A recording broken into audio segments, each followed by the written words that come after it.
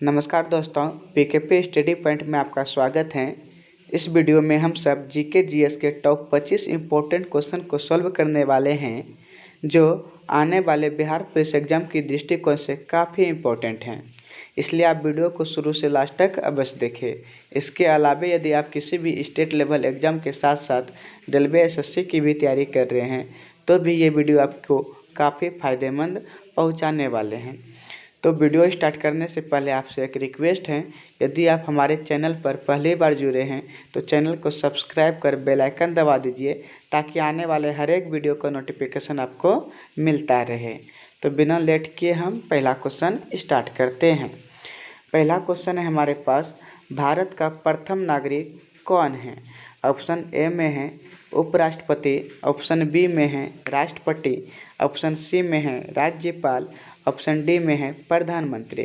तो इसका right answer हो जाएंगे दोस्तों ऑप्शन नंबर बी। भारत का प्रथम नागरिक राष्ट्रपति होता है, इस बात को याद रखेंगे। इसके अलावे और एक क्वेश्चन इससे संबंधित पूछे जाते हैं दोस्तों कि जिला का प्रथम नागरिक कौन होता है? तो जिला का प्रथम नागरिक मेयर होता है। ये भी क्वेश्चन पूछे गए हैं एग्जाम में, इसलिए इस क्वेश्चन को भी आप सब जरूर याद रखेंगे। अब बात आया था राष्ट्रपति का, तो राष्ट्रपति से संबंधित कुछ क्वेश्चन जान लेते हैं दोस्तों। राष्ट्रपति बनने के लिए उम्र कितनी होनी चाहिए? 35 वर्ष होनी चाहिए कम से कम। उसके अलावा यदि बात करेंगे, भारत में राष्ट्रपति का पद संविधान के किस अनुच्छेद में वर्णित है? अनुच्छेद 52 में। राष्ट्रपति का शपथ किस अनुच्छेद में दोस्तों? तो राष्ट्रपति का शपथ अनुच्छेद 60 में वर्णित है। इसके साथ साथ राष्ट्रपति का महाभियोग किस अनुच्छेद में वर्णित है? अनुच्छेद 61 में।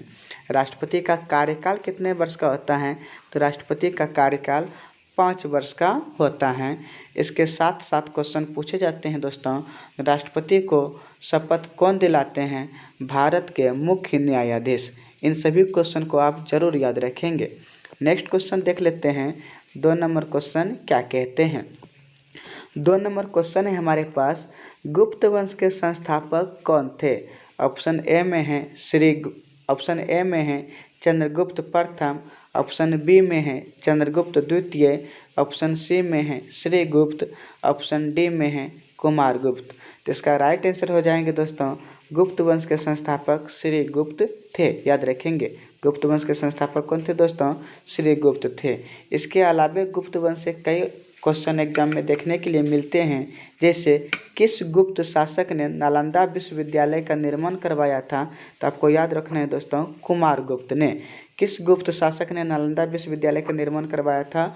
कुमारगुप्त ने। इसके साथ साथ यदि क्वेश्चन पूछेंगे, किस गुप्त शासक को विक्रमादित्य के नाम से जाना जाता है? तो राइट आंसर हो जाएंगे दोस्तों चंद्रगुप्त द्वितीय। याद रखेंगे, चंद्रगुप्त द्वितीय को विक्रमादित्य के नाम से जाना जाता है। और एक क्वेश्चन पूछे जाते हैं, फाहियान किस शासक के काल में भारत आया था? तो आपको बतलाना है दोस्तों, फाहियान चंद्रगुप्त द्वितीय के शासनकाल में भारत आया था। तो इन सभी पॉइंट को भी आप जरूर याद रखेंगे, क्योंकि ये सभी क्वेश्चन एग्जाम में पूछे जाते हैं। याद रहे, जितना भी क्वेश्चन हम बाद में बोलते हैं अपने से, ये भी एग्जाम में पूछे गए हैं और पूछने की संभावना है। तो ये सब भी आप पॉइंट को जरूर याद रखेंगे। इसके साथ साथ यदि देखेंगे क्वेश्चन दोस्तों, किस गुप्त शासक को सिक्के पर बीना बजाते हुए दिखाई दिया है? तो इसका राइट आंसर हो जाएंगे दोस्तों समुद्रगुप्त को। इस बात को भी आप जरूर याद रखेंगे। और इसके साथ साथ पूछे जाएंगे, गुप्त वंश का अंतिम शासक कौन था दोस्तों? तो गुप्त वंश का अंतिम शासक था विष्णुगुप्त। याद रखेंगे, कौन था दोस्तों? गुप्त वंश का अंतिम शासक था विष्णुगुप्त। याद रखेंगे। नेक्स्ट क्वेश्चन देख लेते हैं, अगला क्वेश्चन क्या कहते हैं। 3 नंबर क्वेश्चन है हमारे पास दोस्तों, करो या मरो का नारा किसने दिया था? जवाहरलाल नेहरू, सुभाष चंद्र बोस, भगत सिंह, महात्मा गांधी। तो इसका राइट आंसर हो जाएंगे दोस्तों, करो या मरो का नारा महात्मा गांधी ने दिया था। इसके अलावा यदि प्रमुख नारे का बात कर लेते हैं दोस्तों, आराम हराम है किसने कहा था? जवाहरलाल नेहरू ने। याद रखेंगे दोस्तों, आराम हराम है किसने कहा था? जवाहरलाल नेहरू ने। दिल्ली चलो का नारा किसने दिया था दोस्तों? सुभाष चंद्र बोस ने। याद रखेंगे, दिल्ली चलो का नारा किसने दिया था? सुभाष चंद्र बोस ने। कर मत दो किसने कहा था? कर मत दो का नारा किसने दिया था दोस्तों? सरदार वल्लभ भाई पटेल। इस बात को याद रखेंगे। मारो फिरंगी को, यह नारा किसने दिया था? मंगल पांडे ने। तुम मुझे खून दो मैं तुझे आज़ादी दूंगा, इस नारा को किसने संबोधित किया? तो याद रखेंगे दोस्तों, सुभाष चंद्र बोस ने। तो इससे बहुत सारे क्वेश्चन पूछे जाते हैं नारे से संबंधित, इसलिए आप इन सभी पॉइंट को भी याद रखने का कोशिश करेंगे। अगला क्वेश्चन यदि देख लेते हैं, नेक्स्ट क्वेश्चन है हमारे पास, दिल्ली भारत की राजधानी कब बनी? दिल्ली भारत की राजधानी कब बनी? 1911, 1912, 1915, 1919। तो इसका राइट आंसर हो जाएंगे दोस्तों 1912। दिल्ली भारत की राजधानी कब बनी? 1912 ईस्वी में दिल्ली भारत की राजधानी बनी थी। और क्वेश्चन पूछे जाते हैं इससे संबंधित कि दिल्ली भारत की राजधानी बनने की घोषणा कब हुई थी? 1911 में। याद रखेंगे, घोषणा हो गया था दोस्तों 1911 में और बना कब? 1912 में। उस समय राजा कौन थे दोस्तों? जॉर्ज पंचम ने यह घोषणा किया था। किसने घोषणा किया था दोस्तों? जॉर्ज पंचम ने यह घोषणा किया था कि अब भारत की राजधानी कोलकाता से हटाकर कहाँ ट्रांसफ़र की जा रही है? दिल्ली। इस बात को आप याद रखेंगे। और दिल्ली जब राजधानी बनाया गया उस समय वायसराय कौन थे? ये भी क्वेश्चन पूछे जाते हैं दोस्तों। किस वायसराय के शासनकाल में भारत की राजधानी दिल्ली बनाई गई थी? तो आपको याद रखना है लॉर्ड हार्डिंग द्वितीय। अगला क्वेश्चन यदि देख लेते हैं तो नेक्स्ट क्वेश्चन है हमारे पास 5 नंबर क्वेश्चन में कहता है किस रंग का तरंगदैर्घ्य सबसे कम होता है? लाल, बैंगनी, पीला, नीला। तो याद रखेंगे दोस्तों, बैंगनी रंग का तरंगदैर्घ्य सबसे कम होता है। सबसे कम किस रंग का होता है दोस्तों? बैंगनी का। याद रखेंगे क्या हो जाएंगे? बैंगनी रंग का तरंगदैर्घ्य सबसे कम होता है। और यदि पूछेंगे सबसे अधिक तरंगदैर्घ्य किस रंग का होता है? सबसे अधिक तरंगदैर्घ्य होता है लाल का। इसके अलावे भी क्वेश्चन पूछे जाते हैं, सबसे अधिक परिकिरणन किस रंग का होता है? बैंगनी का। और सबसे कम परिकिरणन किस रंग का होता है? लाल का। इस बात को आप जरूर याद रखेंगे। उसके आगे यदि बात कर लेते हैं दोस्तों, नेक्स्ट क्वेश्चन क्या कहते हैं 6 नंबर में। 6 नंबर क्वेश्चन है, जापान के संसद को क्या कहा जाता है? ऑप्शन ए में है कांग्रेस, ऑप्शन बी में है डायट, ऑप्शन सी में है राष्ट्रीय पंचायत, ऑप्शन नंबर डी में है जातीय संसद। तो इसका राइट आंसर हो जाएंगे दोस्तों, जापान के संसद को क्या कहा जाता है? डायट। याद रखेंगे, जापान के संसद को क्या कहा जाता है? डायट कहा जाता है। और अमेरिका के संसद को क्या कहा जाता है? कांग्रेस। और भारत में संसद को क्या कहा जाता है? संसद ही कहा जाता है दोस्तों। याद रखेंगे, भारत में संसद को क्या कहा जाता है? संसद ही कहा जाता है। अब बात आया संसद का, तो भारत में संसद का वर्णन किस अनुच्छेद में है? तो आपको याद रखना है दोस्तों, अनुच्छेद 79 में। संसद का वर्णन किस अनुच्छेद में है दोस्तों? अनुच्छेद 79 में है। राज्यसभा का वर्णन किस में है? 80 में। और लोकसभा का वर्णन किस में है दोस्तों? 81 में है। उसके अलावा यदि देखते हैं दोस्तों, संसद शब्द कहाँ से लिया गया है, किस देश से लिया गया है? तो याद रखना है दोस्तों, संसद यानी पार्लियामेंट शब्द फ्रांस से लिया गया है। कहाँ से लिया गया है दोस्तों? फ्रांस से लिया गया है। यदि क्वेश्चन पूछे जाएंगे संसद की जननी किसे कहा जाता है, तो आपको बतलाना है दोस्तों, संसद की जननी ब्रिटेन को कहा जाता है। तो इनसे संबंधित ये सब क्वेश्चन भी बनते हैं दोस्तों, इसलिए ये सब पॉइंट भी आप ज़रूर याद रखेंगे। यदि आपको वीडियो पसंद आ रही है तो वीडियो को लाइक ज़रूर कर दीजिए, इससे हमारा मनोबल बढ़ता है। और यदि चैनल पर पहली बार जुड़े हैं तो चैनल को सब्सक्राइब भी ज़रूर कर दें। नेक्स्ट क्वेश्चन देख लेते हैं दोस्तों, 7 नंबर क्वेश्चन क्या कहते हैं। 7 नंबर क्वेश्चन है, फलों के अध्ययन को क्या कहते हैं? पोमोलॉजी, पेडोलॉजी, माइकोलॉजी या वायरोलॉजी। तो राइट आंसर हो जाएंगे दोस्तों, फलों के अध्ययन को क्या कहते हैं? हम पोमोलॉजी कहते हैं। याद रखेंगे, फलों के अध्ययन को क्या कहेंगे हम? पोमोलॉजी कहते हैं। और मिट्टी के अध्ययन को क्या कहते हैं दोस्तों? मिट्टी के अध्ययन को कहते हैं पेडोलॉजी। क्या कहते हैं? पेडोलॉजी। याद रखेंगे। और इससे संबंधित ये भी क्वेश्चन दिए हैं माइकोलॉजी, तो कवक के अध्ययन को क्या कहेंगे दोस्तों? माइकोलॉजी। शैवाल के अध्ययन को फाइकोलॉजी।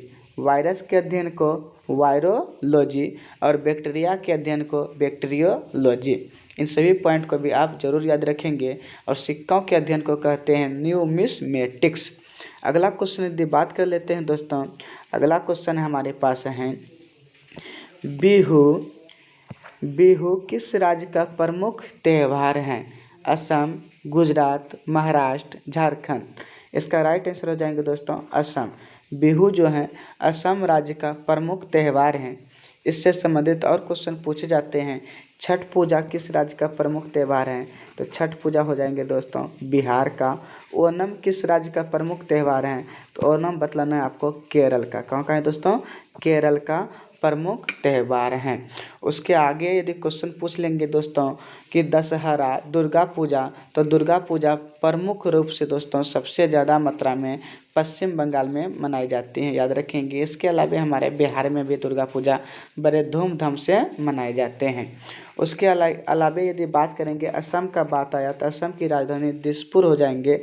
और असम को पहले किस नाम से जाना जाता था दोस्तों? तो असम को कामरूप के नाम से जाना जाता था। असम का प्राचीन नाम कामरूप है। अगला क्वेश्चन यदि देखते हैं तो नेक्स्ट क्वेश्चन हमारे पास निकल के आते हैं दोस्तों, भाखड़ा नांगल बांध किस नदी पर स्थित है? भागीरथी नदी, महानदी, सतलज, चेनाब। तो इसका राइट आंसर हो जाएंगे दोस्तों भाखड़ा नंगल बांध सतलज नदी पे स्थित है। ऑप्शन नंबर से बिल्कुल करेक्ट है, याद रखेंगे। हीराकुंड बांध किस नदी पर स्थित है दोस्तों? तो हीराकुंड बांध महानदी पर स्थित है, याद रखेंगे। हीराकुंड बांध किस नदी पर स्थित है? महानदी पर। सरदार सरोवर बांध किस नदी पर स्थित है? नर्मदा नदी पर स्थित है, याद रखेंगे। और सलाल परियोजना किस नदी पर दोस्तों? तो सलाल परियोजना चेनाब नदी पर स्थित है। चेनाब या चिनाब बोलेंगे।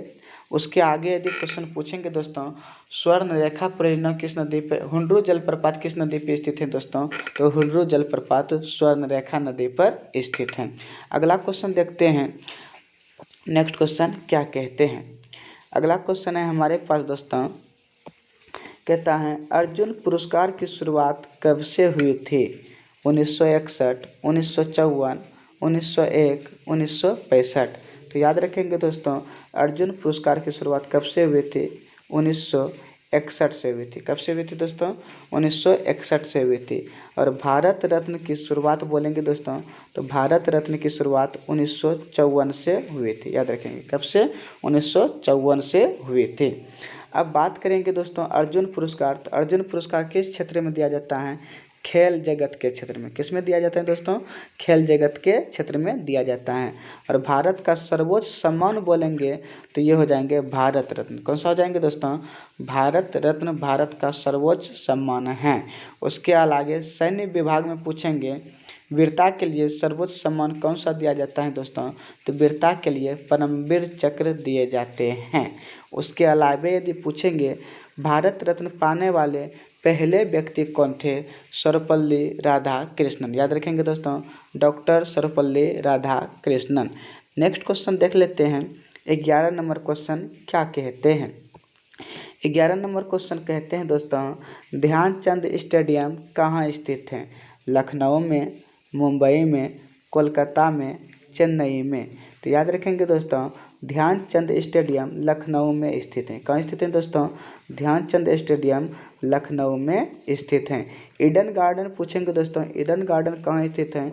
तो कोलकाता में स्थित है। और विश्व का सबसे बड़ा स्टेडियम, विश्व का सबसे बड़ा क्रिकेट स्टेडियम कौन सा है दोस्तों? तो आपको बतलाना है विश्व का सबसे बड़ा स्टेडियम जो है नरेंद्र मोदी स्टेडियम है। कौन सा है दोस्तों? नरेंद्र मोदी स्टेडियम है, जो कहाँ स्थित है? गुजरात में स्थित है, याद रखेंगे। विश्व का सबसे बड़ा स्टेडियम कौन सा है? नरेंद्र मोदी स्टेडियम। अब बात आया है दोस्तों ध्यानचंद का। तो ध्यानचंद के जन्म दिवस को खेल दिवस के रूप में मनाया जाता है दोस्तों, याद रखेंगे ये भी पॉइंट। ध्यानचंद के जन्म दिवस को खेल दिवस के रूप में मनाया जाता है। और ये कब मनाया जाता है? 29 अगस्त को, याद रखेंगे दोस्तों। खेल दिवस कब मनाया जाता है? 29 अगस्त को मनाया जाता है। हॉकी का जादूगर किसे कहा जाता है? मेजर ध्यानचंद को। अगला क्वेश्चन यदि बात करेंगे दोस्तों, अगला क्वेश्चन है हमारे पास टीपू सुल्तान कहाँ का शासक था? मैसूर, दिल्ली, मेवाड़, उज्जैन। तो राइट आंसर हो जाएंगे दोस्तों टीपू सुल्तान मैसूर का शासक था। कहाँ का शासक था दोस्तों? मैसूर का शासक था, याद रखेंगे। टीपू सुल्तान की राजधानी पूछेंगे तो आपको बताना है श्रीरंगपट्टनम। कहाँ है दोस्तों? श्रीरंगपट्टनम। और टीपू सुल्तान के पिता कौन थे? हैदर अली, याद रखेंगे। कौन थे दोस्तों? हैदर अली। उसके अलावा यदि बात करेंगे यदि बात करेंगे तो टीपू सुल्तान से और सभी इंपॉर्टेंट सब क्वेश्चन पूछे जाते हैं, तो उन सभी पॉइंट को आप भी जरूर याद रखेंगे।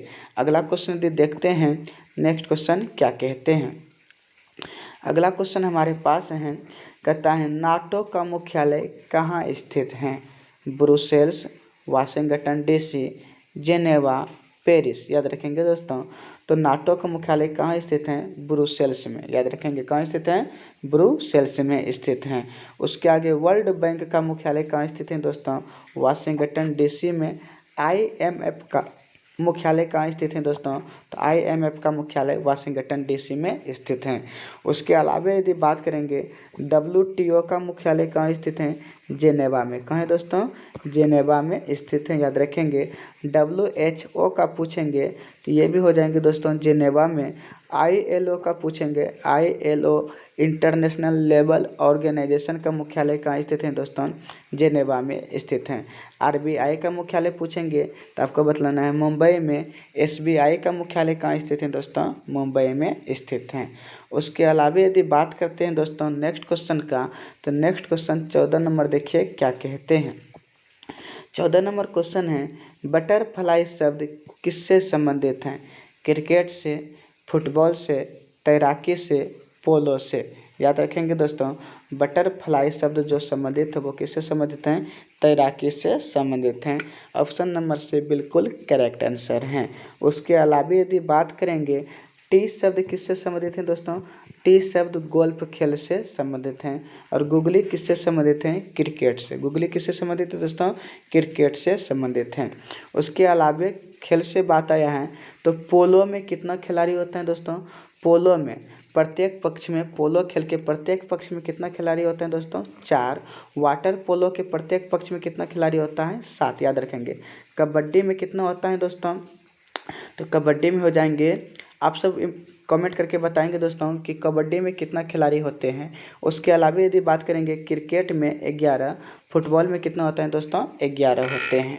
उसके अलावा देख लेते हैं नेक्स्ट क्वेश्चन क्या कहते हैं। याद रखेंगे दोस्तों कबड्डी के बारे में आपको बतलाना है कमेंट करके कि कबड्डी खेल के प्रत्येक पक्ष में कितना खिलाड़ी होते हैं।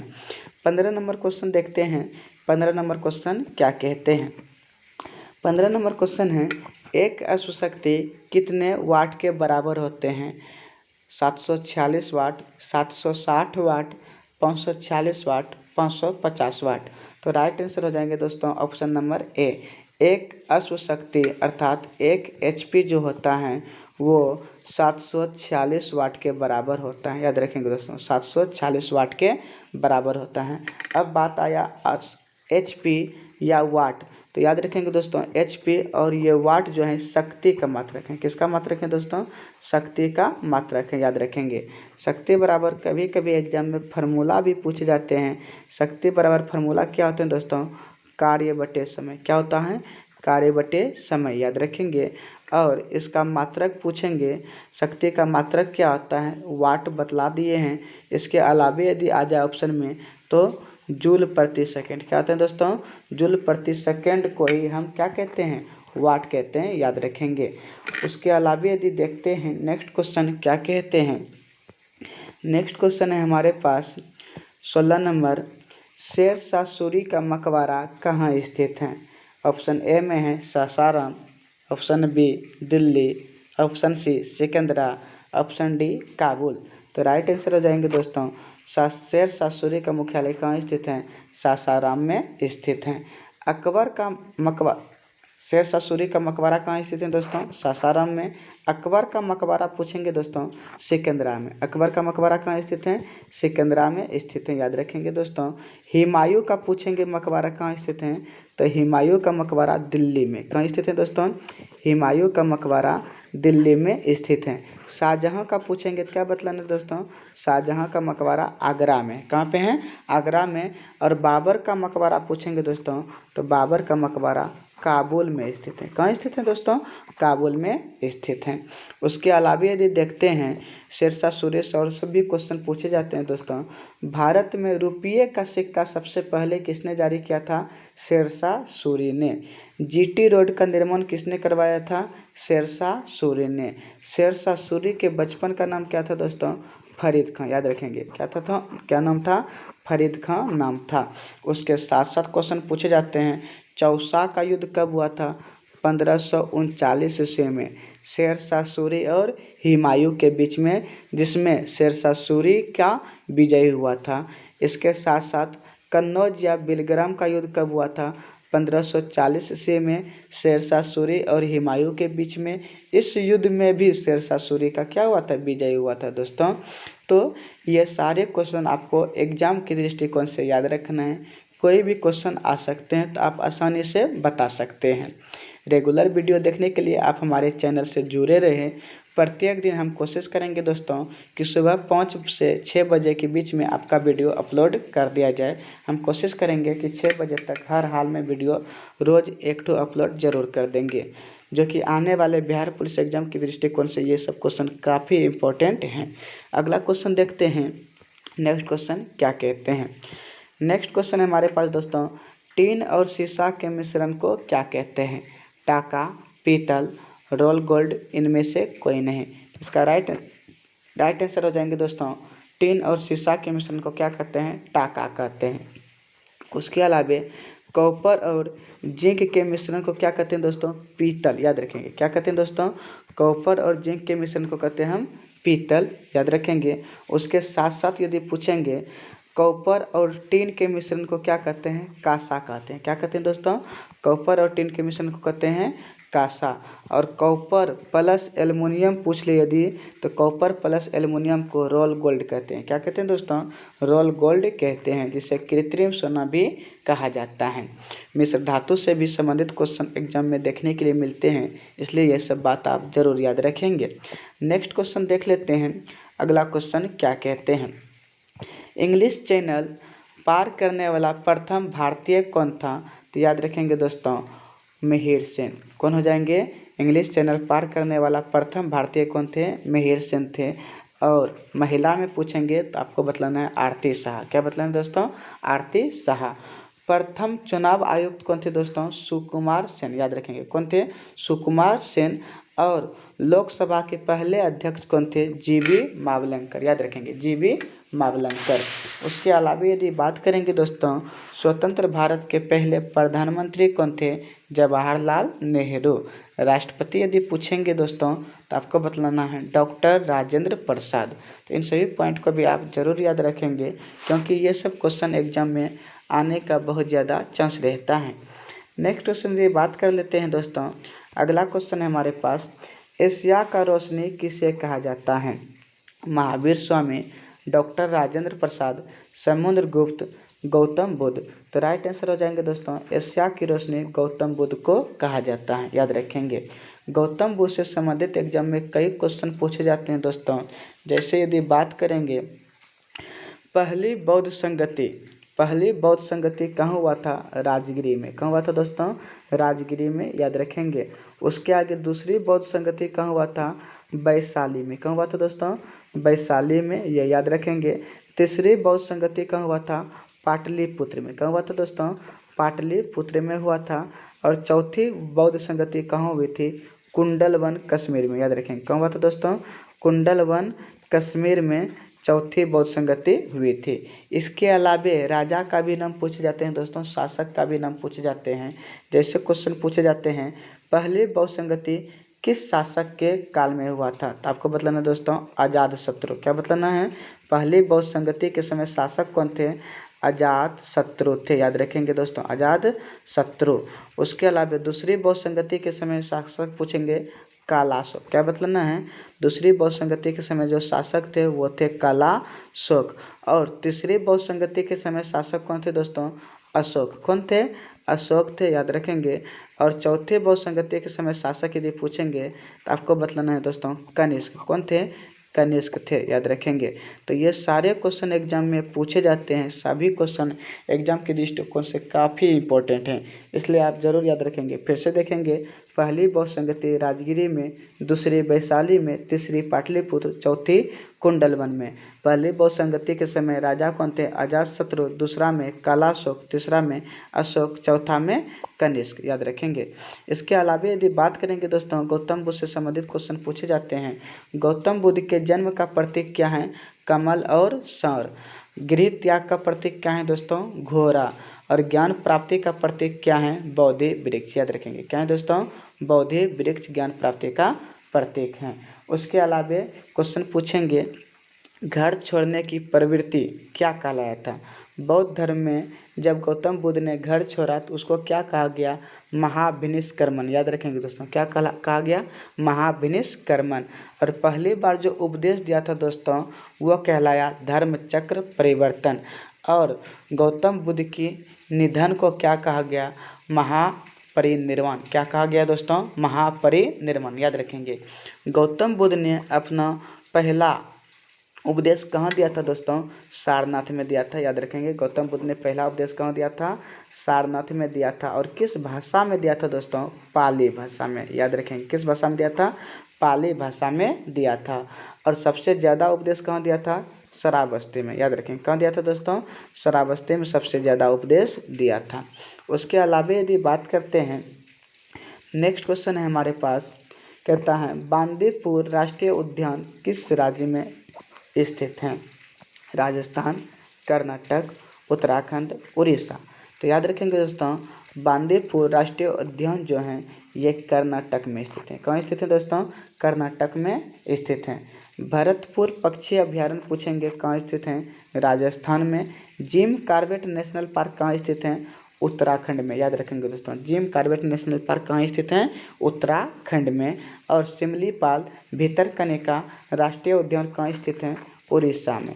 एकमात्र तैरता हुआ राष्ट्रीय उद्यान कहाँ स्थित है दोस्तों? जिसको काबुल लामजाओ नेशनल पार्क कहते हैं, तो ये मणिपुर हो जाएंगे।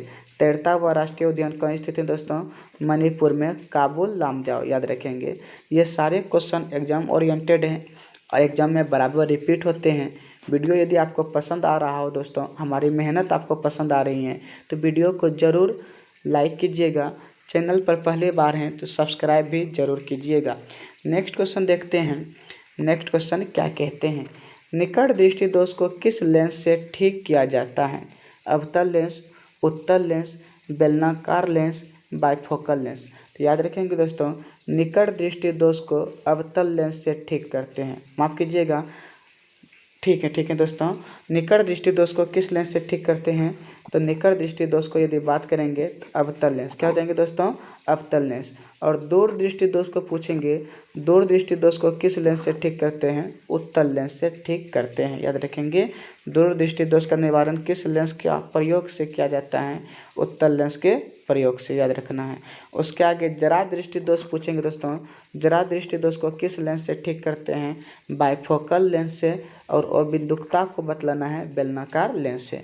फिर से याद रखेंगे दोस्तों, निकट दृष्टि दोष पूछेंगे, निकट दृष्टि दोष को अवतल लेंस से, दूर दृष्टि दोष को उत्तल लेंस से, जरा दृष्टि दोष को बाइफोकल लेंस से, और अबिंदुकता को बेलनाकार लेंस से ठीक करते हैं। इसके अलावा एक क्वेश्चन पूछे जाते हैं, कलर विजन, कलर ब्लाइंडनेस या वर्ण अंधता को किस लेंस से ठीक किया जाता है? तो याद रखेंगे, वर्ण अंधता को किसी भी लेंस से ठीक नहीं किया जा सकता है। ये एक आनुवंशिक बीमारी है, याद रखेंगे दोस्तों। उसके अलावा स्पष्ट दर्शन की न्यूनतम दूरी कितनी होती है? 25 सेंटीमीटर। और अधिकतम दूरी पूछेंगे यदि दोस्तों, तो स्पष्ट दर्शन की अधिकतम दूरी कितनी होती है? अनंत होती हैं, याद रखेंगे। मानव नेत्र पर बनने वाला प्रतिबिंब कैसा होता है? वास्तविक, उल्टा तथा वस्तु से छोटा, याद रखेंगे। वास्तविक, उल्टा तथा वस्तु से छोटा। और मानव नेत्र के किस भाग पर किसी वस्तु का प्रतिबिंब बनता है दोस्तों? रेटिना पर। कहाँ पर बनता है? रेटिना पर। मानव आँख का कौन सा भाग दान दिया जाता है? कॉर्निया। याद रखेंगे कौन सा भाग दोस्तों? कॉर्निया को दान दिया जाता है। तो बहुत सारे क्वेश्चन सीखे 21 नंबर से। अगला क्वेश्चन यदि देखते हैं, नेक्स्ट क्वेश्चन है हमारे पास, प्रथम राजीव गांधी सद्भावना पुरस्कार किसे दिया गया? मदर टेरेसा, इंदिरा गांधी, नरगिस दत्त, आशापूर्णा देवी। तो याद रखेंगे दोस्तों, प्रथम राजीव गांधी राष्ट्रीय सद्भावना पुरस्कार किसे दिया गया? मदर टेरेसा को। किसे दिया गया दोस्तों? मदर टेरेसा को राजीव गांधी सद्भावना पुरस्कार दिया गया। उसके आगे, पहली बार भारत रत्न प्राप्त करने वाली महिला कौन है दोस्तों? ये हो जाएंगे इंदिरा गांधी। भारत रत्न प्राप्त करने वाली प्रथम महिला कौन सी हैं दोस्तों? इंदिरा गांधी। याद रखेंगे। राज्यसभा का सदस्य चुने जाने वाली प्रथम महिला कौन सा है दोस्तों? नरगिस दत्त। कौन सा है? नरगिस दत्त। इसके साथ साथ यदि बात करेंगे, ज्ञानपीठ पुरस्कार से सम्मानित होने वाली प्रथम महिला आशापूर्णा देवी। याद रखेंगे आशापूर्णा देवी। उसके अलावा यदि क्वेश्चन पूछेंगे, ट्रेन ड्राइवर बनने वाली प्रथम महिला कौन सा दोस्तों? सुलेखा शंकर यादव। याद रखेंगे दोस्तों सुलेखा शंकर यादव। पहली महिला रेल मंत्री कौन बनी थी? ममता बनर्जी। क्या हो जाएंगे दोस्तों? ममता बनर्जी। भारत की प्रथम महिला राष्ट्रपति प्रतिभा देवी सिंह पाटिल। याद रखेंगे प्रतिभा देवी सिंह पाटिल। भारत की प्रथम महिला IPS पूछेंगे, किरण बेदी बतलाना है दोस्तों। IAS पूछेंगे तो बतलाना है, IAS पूछेंगे तो अन्ना जॉर्ज। क्या बतलाना है दोस्तों? अन्ना जॉर्ज। उसके अलावा यदि क्वेश्चन पूछेंगे, अगला क्वेश्चन देख लेते हैं 23 नंबर क्वेश्चन क्या कहते हैं। कच्चे फलों को कृत्रिम ढंग से पकाने के लिए किस गैस का प्रयोग किया जाता है? Methane, butane, acetylene, propane. तो याद रखेंगे दोस्तों, कच्चे फलों को कृत्रिम तरीके से पकाने के लिए हम एसिटिलीन का उपयोग करते हैं। किसका उपयोग करते हैं? एसिटिलीन का उपयोग करते हैं। याद रखेंगे। और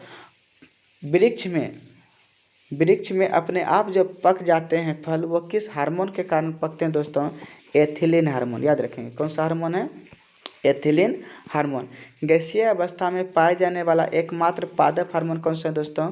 एथिलीन। ये भी एग्जाम में पूछे जाते हैं। उसके अलावा ऑप्शन ए में देखिए दोस्तों, मीथेन भी दिख रहा है। तो मीथेन का सूत्र पूछे जाते हैं एग्जाम में, कई बार पूछा गया है दोस्तों।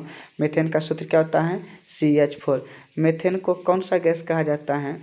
मीथेन को और मार्स गैस के नाम से भी जाना जाता है। याद रखेंगे दोस्तों। और एलिफेटिक यौगिक का जन्मदाता किसे कहा जाता है? मीथेन को कहा जाता है। एल्केन समूह का पहला सदस्य कौन सा है दोस्तों? मीथेन है। उसके अलावा यदि बात करेंगे, एल्केन का सामान्य सूत्र क्या होता है, क्योंकि यहाँ से एग्जाम में आते हैं, तो एल्केन का सामान्य सूत्र CnH2n+2। याद रखेंगे CnH2n+2। एल्केन का बात करेंगे CnH2n-2। याद रखेंगे, माफ़ कीजिएगा दोस्तों, एल्केन के बाद एल्किन हो जाएगा CnH2n। और एल्काइन का यदि बात करेंगे CnH2n-2। याद रखेंगे ये हो गया एल्केन, ये हो गया एल्किन, ये हो गया एल्काइन। तो ये सब क्वेश्चन एग्जाम में पूछे गए हैं और आगे आने वाले एग्जाम में भी पूछने का चांस बनता है, तो इसको याद रखेंगे। इसके अलावा यदि बात करेंगे एल्कोहल का क्रियाशील मूलक, तो बतलाना है दोस्तों OH। कीटोन का पूछेंगे CO। उसके आगे एल्डिहाइड का पूछेंगे दोस्तों CHO। क्या हो जाएंगे? CHO। कार्बोक्सिलिक अम्ल का क्रियाशील मूलक क्या है दोस्तों? COOH। क्या है दोस्तों? COOH। क्रियाशील मूलक से भी एग्जाम में क्वेश्चन देखने के लिए मिलते हैं, इसलिए आप इन सभी पॉइंट को याद रखना। अगला क्वेश्चन यदि देखते हैं, 24 नंबर क्वेश्चन क्या कहते हैं। 24 नंबर क्वेश्चन कहते हैं, विद्युत चुंबक बनाने के लिए किसका प्रयोग किया जाता है? इस्पात का, नर्म लोहे का, कांसा का, कॉपर का। तो राइट आंसर हो जाएंगे दोस्तों, विद्युत चुंबक बनाने के लिए नरम लोहे का उपयोग किया जाता है, जबकि अस्थायी चुंबक बनाने के लिए किसका उपयोग किया जाएगा दोस्तों? इस्पात का। याद रखेंगे, अस्थायी चुंबक पूछेगा तो इस्पात का, विद्युत चुंबक पूछेंगे तो क्या बतलाना है? नरम लोहे का। तो 24 नंबर का B नंबर ऑप्शन बिल्कुल करेक्ट है। अब बात आया है दोस्तों चुंबक का। तो चुंबक में कितने ध्रुव होते हैं दोस्तों? 2 ध्रुव होते हैं, उत्तरी ध्रुव और दक्षिणी ध्रुव। याद रखेंगे। और यदि किसी चुंबक का तीसरा ध्रुव हो तो तीसरे ध्रुव को परिणामी ध्रुव कहा जाता है। ये एग्जाम में पूछे गए क्वेश्चन है। चुंबक के समान ध्रुव में प्रतिकर्षण होता है, जबकि विपरीत ध्रुव में आकर्षण होता है। और एक क्वेश्चन पूछे जाते हैं दोस्तों, स्वतंत्रता पूर्वक लटका हुआ चुंबक उत्तर और दक्षिण दिशा की ओर संकेत करता है। किस दिशा में आकर संकेत करेगी दोस्तों? उत्तर और दक्षिण, याद रखेंगे। अगला क्वेश्चन की बात करेंगे और ये नेक्स्ट क्वेश्चन है दोस्तों। तो अगला क्वेश्चन है हमारे पास, माइक्रोफोन का आविष्कार किसने किया था? ऑप्शन में है Graham Bell, Galileo, Alexander Fleming, Robert Koch. तो याद रखेंगे दोस्तों, माइक्रोफोन का आविष्कार किसने किया था? ग्राहम बेल ने। किसने किया था दोस्तों? ग्राहम बेल ने खोज किया था। उसके अलावा यदि बात करेंगे, दूरबीन का खोज किसने किया था? गैलीलियो ने। टेलीविज़न का खोज किसने किया था दोस्तों? जे.एल. वेर्ड ने। क्या हो जाएंगे? जे.एल. वेर्ड ने। हवाई जहाज़ का पूछेंगे तो राइट ब्रदर्स। क्या मतलब है दोस्तों? Wright brothers. तो इस वीडियो में आज के लिए इतना ही। अगर आपको वीडियो पसंद आई हो, हमारी मेहनत आपको पसंद आई है, यदि आपको लगता है कि हाँ आपने हमारे वीडियो से कुछ सीखे हैं, आपका रिवीजन हुआ है, तो प्लीज़ वीडियो को लाइक ज़रूर कीजिएगा। चैनल पर पहले बार है तो चैनल को सब्सक्राइब भी कर दीजिए। इसके अलावा अपने दोस्तों के पास भी वीडियो को ज़रूर शेयर करें। जय हिंद, जय भारत।